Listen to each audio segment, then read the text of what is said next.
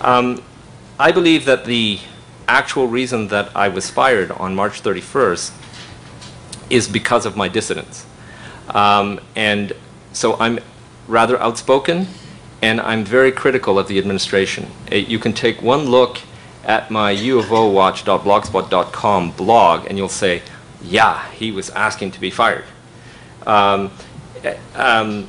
Because I find what I think are examples of executive malfeasance, and I call them as I see them, and I show the evidence when I have the documents, and I post them, and I put their pictures up on the blog. Okay? So the first reaction was to, and I have evidence of vice presidents lying, and I call it lying, and I define what lying means, and I put it up there. One reaction was to threaten me with a very large lawsuit. It was a slap suit. I dared them to. In my mind, this couldn't possibly work. My defense was truth, and it would expose.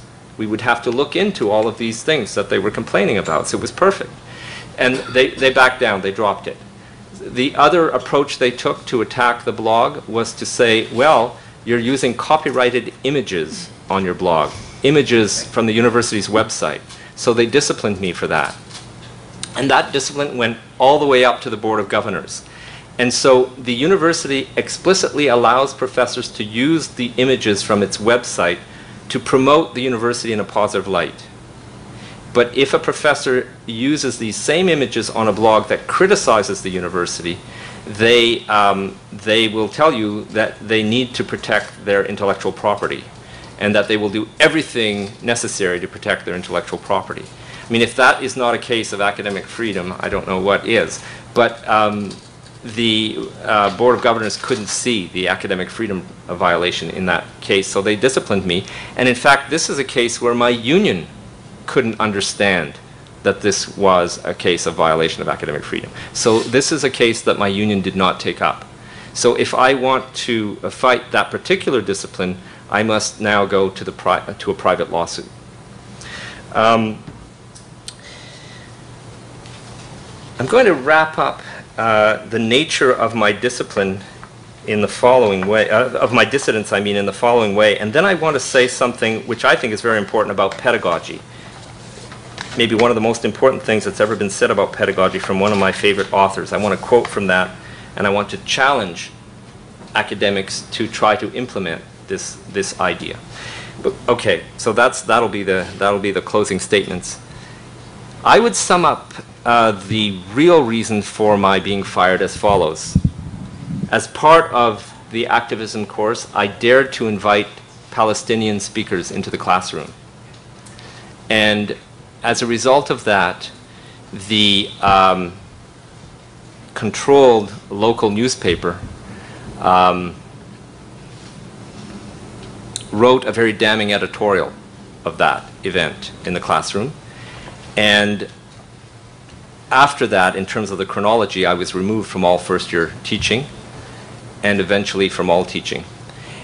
And so if you look at the chronology of the events, every time I spoke out in criticizing Israel or gave a venue with regards to the Palestinian problem, there were repercussions that followed immediately, all the way up to my dismissal. So this is one of those cases, I'm sorry to say.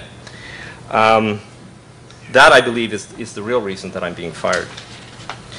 The firing involved student spies, professional reporters being hired to come in, tape record and write reports on my talks that I gave at other universities. I know this from Freedom of Information requests and so on. Some of the things we heard this morning about repression in other countries, every one of those things has occurred to me. My research associate of 12 years was fired, breach of contract.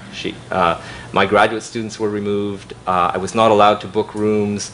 You name it, they did it. Okay, so that's my story. Now, my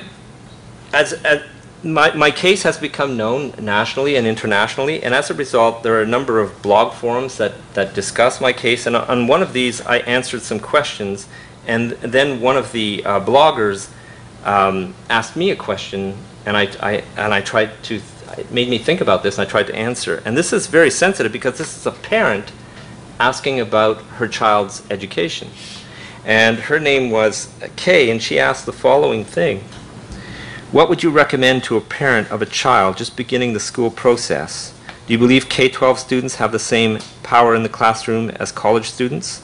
I don't, but he thinks he does. How do parents optimize their kids' learning experience at that stage of the education game? I felt like I've never had that kind of responsibility before. Here's a parent actually asking for advice. So I couldn't answer that. I could only answer it in general terms. And the answer I came up with was something from Paulo Freire.